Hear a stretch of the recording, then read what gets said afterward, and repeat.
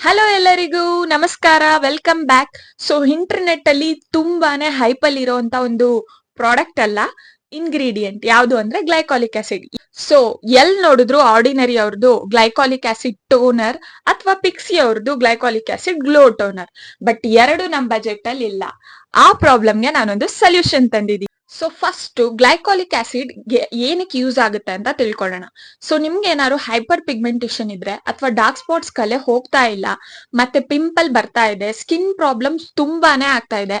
So ಎಲ್ಲಾ skin ಪ್ರಾಬ್ಲಮ್ಸ್ಗೂ ಇಲ್ಲಿದೆ solution.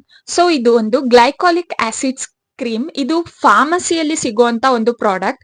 ಇದರಲ್ಲಿ 6% ಗ್ಲೈಕಾಲಿಕ್ ಆಸಿಡ್ ಇರೋದ್ರಿಂದ ನಿಮ್ಗೆ ಏನಾದ್ರು ಪಿಗ್ಮೆಂಟೇಶನ್ ಮತ್ತೆ ಸ್ಕಿನ್ ಟ್ಯಾನಿಂಗ್ ಮತ್ತೆ ಡಾರ್ಕ್ ಸ್ಪಾಟ್ ಕಲೆ ಏನಾದ್ರು ಹೋಗ್ತಾ ಇಲ್ಲ ಅಂದ್ರೆ ಇದನ್ನ ಒಂದ್ಸರಿ ಟ್ರೈ ಮಾಡ್ಲೇಬೇಕು. ಸೊ ನೀವೇನಾದ್ರೂ ಗ್ಲೈಕಾಲಿಕ್ ಆಸಿಡ್ಗೆ ಬಿಗಿನರ್ಸ್ ಆಗಿದ್ರೆ ಇದು ಒಂದು ಒಳ್ಳೆ ಆಪ್ಷನ್. ಸೊ ಇದರಲ್ಲಿ 6% ಗ್ಲೈಕಾಲಿಕ್ ಆಸಿಡ್ ಇದೆ.